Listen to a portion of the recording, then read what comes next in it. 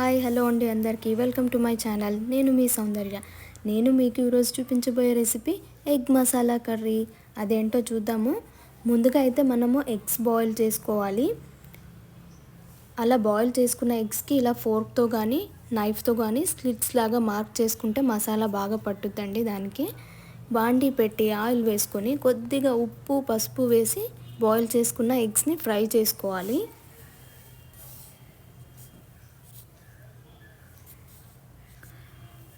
తర్వాత ఫ్రై చేసుకుని వాటిని పక్కన పెట్టేసుకుందాము.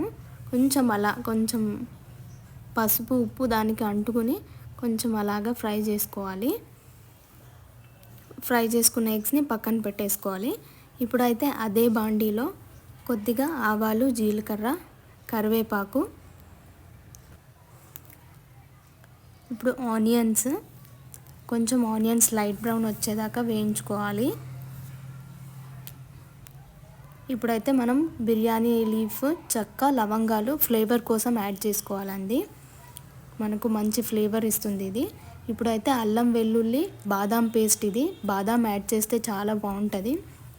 అల్లం వెల్లుల్లి జార్కి వేసుకుని పెట్టుకునేటప్పుడు కొద్దిగా బాదాం యాడ్ చేసుకుంటే చాలా బాగుంటుంది. బాదాం ఫ్లేవర్ చాలా టేస్ట్ని ఇస్తుంది. ప్లస్ కొంచెం పుదీనా యాడ్ చేసుకుందాం. ఇప్పుడు కొంచెం సిమ్లో పెట్టుకొని ఫ్రై చేసుకుంటే అడుగు అంటకుండా ఉంటుంది.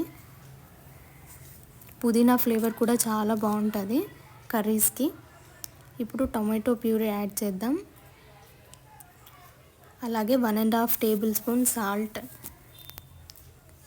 ఉప్పు వేసుకున్నా కూడా కొద్దిగా అలా మిక్స్ చేసుకోండి. ఇప్పుడు 1.5 టేబుల్ స్పూన్ సాల్ట్, కొద్దిగా పసుపు వేసుకుని బాగా మిక్స్ చేసుకోవాలి. ఇప్పుడు కొద్దిగా వాటర్ యాడ్ చేసుకుందాము. ఎందుకంటే గ్రేవీ కావాలి కాబట్టి కొంచెం వాటర్ యాడ్ చేసుకుంటే టేస్ట్ కూడా బాగుంటుంది. ఇప్పుడు కొద్దిగా కారం, నేను 2 టేబుల్ స్పూన్స్ వేసాను. 2 టేబుల్ స్పూన్స్ కారం, ధనియాల పొడి 1 టేబుల్ స్పూన్ ధనియాల పొడి, గరం మసాలా 1 టేబుల్ స్పూన్, అలాగే ఎగ్ మసాలా 1 టేబుల్ స్పూన్ అన్నీ వేసాక కొద్దిగా బాగా మిక్స్ చేసుకోవాలి. కొంచెం వాటర్ వేసుకుని మరి కొంచెంసేపు మిక్స్ చేసుకోవాలి.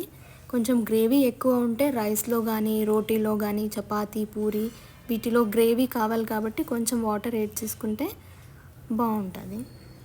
లాస్ట్లో ఫైనల్గా టచ్ కొత్తిమీర వేస్తే దాని అందం రుచినే వేరు. ఇంకొంచెం అలా మిక్స్ చేసుకోండి. ఇప్పుడు కొంచెం మూత పెట్టేసి ఫ్రై చేసుకున్న ఎగ్స్ని దాంట్లో వేసి ఒకసారి మిక్స్ చేసుకుంటే బాగుంటుంది. మూత పెట్టేసి కొంచెం సిమ్లో వదిలేయాలి, అలాగే బాగుంటుంది. ఎమ్మీగా ఉండే ఎగ్ మసాలా కర్రీ రెడీ అయిపోయింది. చూస్తుంటేనే నోరు ఊరుతుందండి. మీరు కూడా అందరూ తప్పకుండా ట్రై చేయండి. ట్రై చేసి ఎలా ఉందో కమెంట్ సెక్షన్లో కమెంట్ చేయండి. అలాగే లైక్ చేయడం మర్చిపోకండి. ఇంకా ఇప్పటికీ సబ్స్క్రైబ్ చేయకపోతే సబ్స్క్రైబ్ చేసేసుకోండి. For more videos watch my YouTube channel and don't forget to turn on the notification bell. Thank you.